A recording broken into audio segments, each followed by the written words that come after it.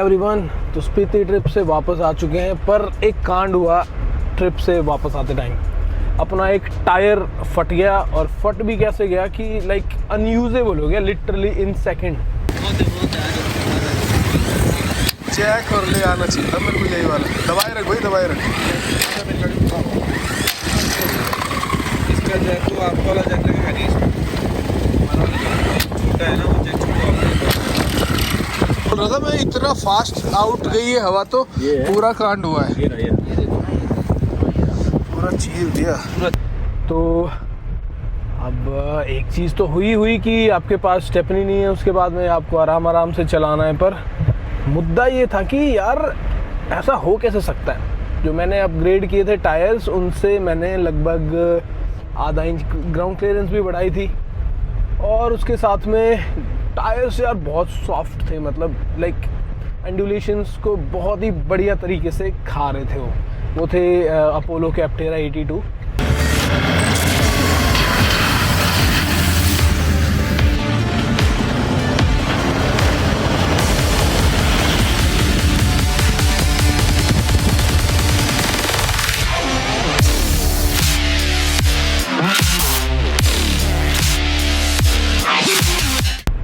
और वो लगे हुए थे कंपनी वाले 6.5 इंच विड्थ वाले व्हील्स पे। 16 इंच के थे वैसे डायमीटर, जो उनका 16 इंच था, बट जो चौड़ाई थी रिम्स की या अलॉय व्हील्स की वो थी 6.5 इंच।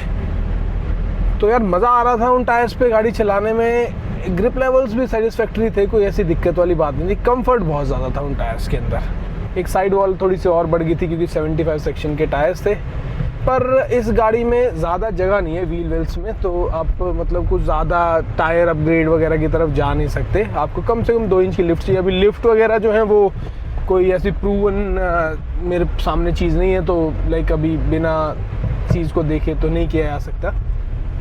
तो जी वो तो अभी के लिए लाइक आप ज़्यादा बड़े टायर नहीं डाल सकते, नहीं तो आप 31 इंच 15 में डालोगे, बहुत अच्छी साइड वॉल होगी, ऐसा कुछ सेटअप डाल सकते हो। और टायर भी 275 सेक्शन का डल सकता है। तो वो उस तरह के सेटअप्स हैं, बट वो तब तक नहीं किए जा सकते जब तक कि हमारे पास में लिफ्ट 2 इंच की लिफ्ट का प्रॉपर सेटअप ना हो, क्योंकि वो भी नुकसान करती हैं। आपके शॉकर्स लीक हो सकते हैं, आपके और कुछ डैमेज हो सकता है सस्पेंशन में। तो ये बड़ा ड्रामा है यार।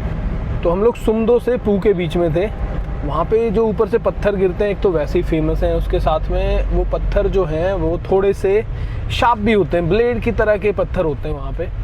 तो भाई बहुत सारे पड़े हुए थे। एक कोई रियर राइट में टच हुआ और एकदम से टायर ख़त्म, लिटरली फ्लैट। एक आवाज़ आई एंड ख़त्म। तो इतनी देर में ब्रेक लगाते, इतनी देर में टायर का और भी नुकसान हो चुका था।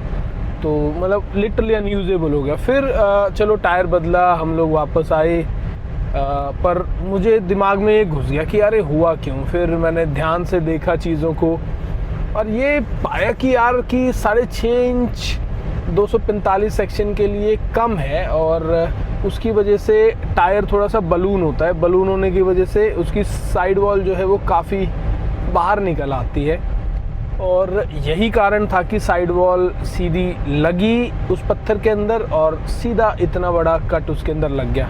तो भैया आगे वाले में लग जाती तो काफ़ी डेंजरस हो सकता था गाड़ी, क्या पता किधर को भागती, क्या होता।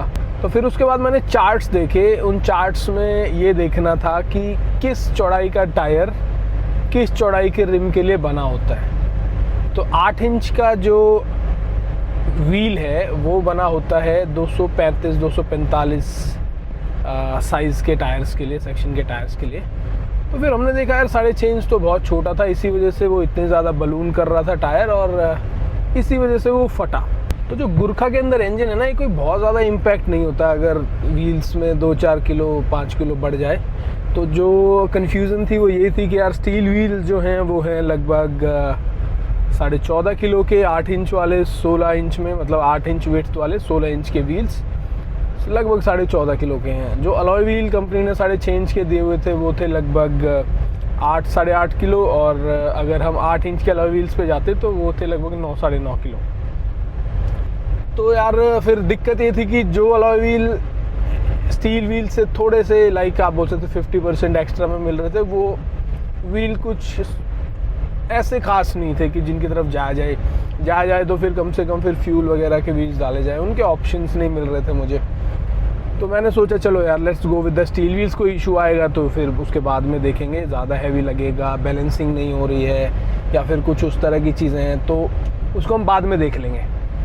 तो फिर उसके बाद में मैंने जो अपने एप्टेरा 82s थे 245/75 R16 वो मैंने डाले, एक स्टील व्हील में एक टायर डाल के देखा। पर कमाल की बात ये थी कि उस टायर की साइड वॉल इतनी सॉफ्ट थी कि वो 8 इंच पे आके भी थोड़ा सा बलूनी फील हो रहा था और सॉल्यूशन मुझे होता हुआ दिखाई नहीं दिया। फिर मैं बोला यार जब इस काम को कर ही रहे हैं तो लेट्स डू इट प्रॉपरली। फिर मैं टायर सिलेक्ट करने लगा और फिर मैंने टायर्स का वेट किया, फिर साइज़ पे भी डिसाइड करना था। अब साइज़ पे मैं आऊँगा, अभी बताता हूँ उस चीज़ के बारे में भी। तो भाई वहाँ पे क्या हो रहा था कि हमारे पास ऑप्शंस थे, आइदर 16 इंच की बात कर रहा हूँ मैं, 265/75 R16 और 245/70 R16 और 245/75 R16। अब आप 245 और 75 और 245/70 इस गाड़ी में डाल सकते हो, परंतु 265/75 आप नहीं डाल सकते क्योंकि वो थार के व्हील वेल्स के अंदर आएगा, वो काफ़ी बड़ा टायर है, इस गाड़ी में इतनी जगह नहीं है। फिर भाई उसके बाद में हुआ क्या कि मैंने टायर सेलेक्ट करने शुरू किए, कौन से।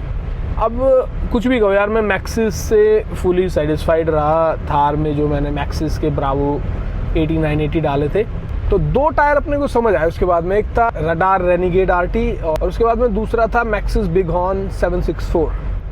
अब यार वही वाली बात है, अब आप एक ब्रांड को थोड़ा सा पसंद करने लगते हो तो मेरा मैक्सिस की तरफ ज़्यादा रुझान था। पर कन्फ्यूज़न ये थी कि जो रडार था वो था 245/75 R16 और जो मैक्सिस था वो था 245/70 R16, जो कि एग्जैक्टली स्टॉक साइज़ के बराबर था और जो रडार था वो जो मैंने डाले हुए थे उनके साइज़ के बराबर था।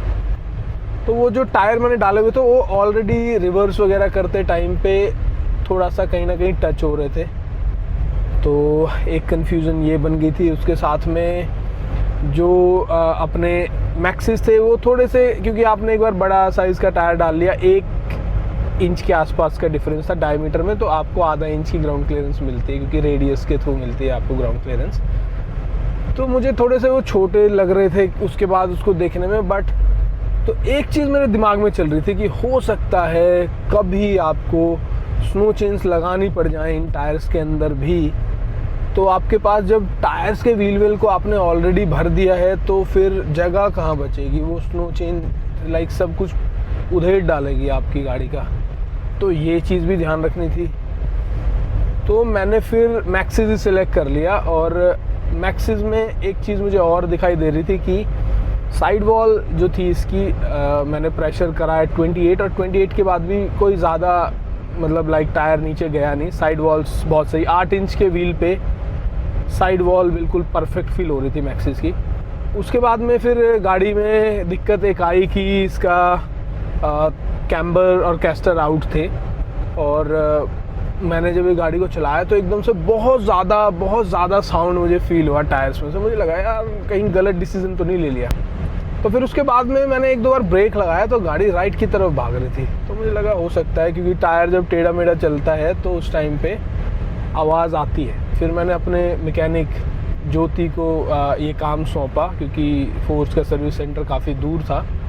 वो लोग प्लान कर रहे हैं कि जल्दी ही फरीदाबाद में कुछ सेटअप करेंगे, बट अभी नहीं है तो यार इतने छोटे छोटे कामों के लिए इतना दूर नहीं पॉसिबल। तो मैंने ज्योति को काम दिया, उसने सारा दिन लगाया, दोबारा से रिकैलिब्रेट किया सस्पेंशन और उसके बाद में भाई गाड़ी बिल्कुल परफेक्ट चल रही है। कोई ज़्यादा आवाज़ नहीं है, बहुत स्लो पे हल्का सा रंबल है क्योंकि जो ट्रेड्स हैं वो काफ़ी दूर हैं इन टायर्स के। तो मैंने एक चीज़ सीखी थी बचपन में कि कभी भी गलत जगह पे गलत शूज़ मत पहनो। तो जब अपनी गाड़ी का पर्पस ही ट्रैवल है तो उसमें ट्रैवल से रिलेटेड टायर्स डालना बहुत ज़रूरी था। कंफर्ट अगर मान लो थोड़ा सा कम भी रहे, बाकी इस गाड़ी का सस्पेंशन ऐसा है कि इसने इन टायर्स को भी बड़ी अच्छी तरह से ले लिया है। आई एम श्योर कि अगर मैं ये टायर्स थार में डालता तो उसकी हैंडलिंग बहुत पुअर हो जाने वाली थी रोड पे।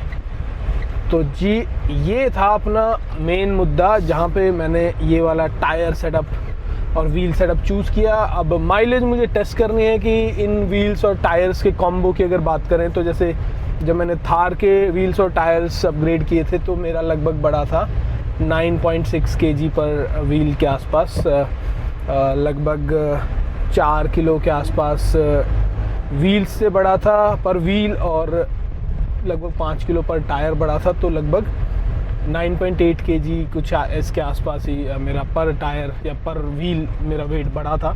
इस गाड़ी के अंदर वो है लगभग 8-8.5 किलोग्राम, इसमें भी उसके आसपास ही आगे, और पर इस गाड़ी को कोई ज़्यादा डिफरेंस उससे फील नहीं हो रहा है जैसा मैंने देखा है, क्योंकि ये इंजन ही उस स्टाइल का है जहाँ पे इसको लदी हुई हो तो इसको कोई फ़र्क ना पड़े, समझ रहे हो ना। यही रीज़न है, जो डबल वेट वाले फ्लाई व्हील्स वाले इंजन होते हैं तो ये स्लो रेविंग होते हैं, कम पावर जनरेट करते हैं, पर इनके ऊपर जब लोड पड़ता है तो इनकी एफिशिएंसी और इनकी चाल में कोई ज़्यादा फ़र्क नहीं पड़ता। तो ये चीज़ मैंने नोटिस करी। तो अभी गाड़ी बहुत बढ़िया चल रही है। यस, थोड़े से एक्स्ट्रा पैसे लगे इन चीज़ों को सॉर्ट आउट करने में, बट यार ये बहुत ज़रूरी है कि आपका कॉन्फिडेंस आपके व्हीकल में रहे। जैसे कि मैंने थार को स्लोली अपने हिसाब से बनाया था, और उसने यार जैसे मैं मानता हूँ कि जो दुनिया में लोग पीछे पड़े हुए हैं ब्रांड्स, डॉग्स की ब्रीड्स एंड ऑल के पीछे, तो मैं मानता हूँ कि देसी जैसे भूटिया डॉग्स हैं वो ज़बरदस्त होते हैं, ताकतवर भी होते हैं, लॉयल भी होते हैं, और मेंटेनेंस भी कुछ नहीं होता। मैं इन गाड़ियों को, थार को और गुरखा को उसी तरह की ब्रीड मानता हूँ जहाँ पे कि बेशक थोड़े रिफाइंड नहीं होंगे, बेशक थोड़ा सोफिस्टिकेशन उतना नहीं होगा, पर भाई ये गाड़ियाँ आपको कहाँ ले जाके वहाँ से वापस ले आएँ, उसके बाद में कम से कम मेंटेनेंस में आपके साथ निभाएं, तो ये सबसे ज़्यादा इम्पोर्टेंस भाई मेरे लिए रखता है। और यही कारण है कि मुझे अब ट्रस्ट आ गया इस तरह। अब मेरी जो पिछली 2 गाड़ियाँ थी यार, आप ठीक है आप ले रहे हो फॉरेन ब्रांड्स को, जो लो यार वही भाग जाता है, जो लो वही भाग जाता है, मतलब कैसे चलेगा यार, समझ रहे हो ना। उसके साथ में फिर इस रेंज में इस तरह की गाड़ियाँ तो कोई खैर बना ही नहीं रहा था। छोटे छोटे से क्रॉसओवर्स आते हैं जो कि यस फीचर वाइज ठीक है, बट हमारे पर्पस के लिए वो ठीक नहीं है। तो अब जरा देखते हैं कुछ शॉट्स।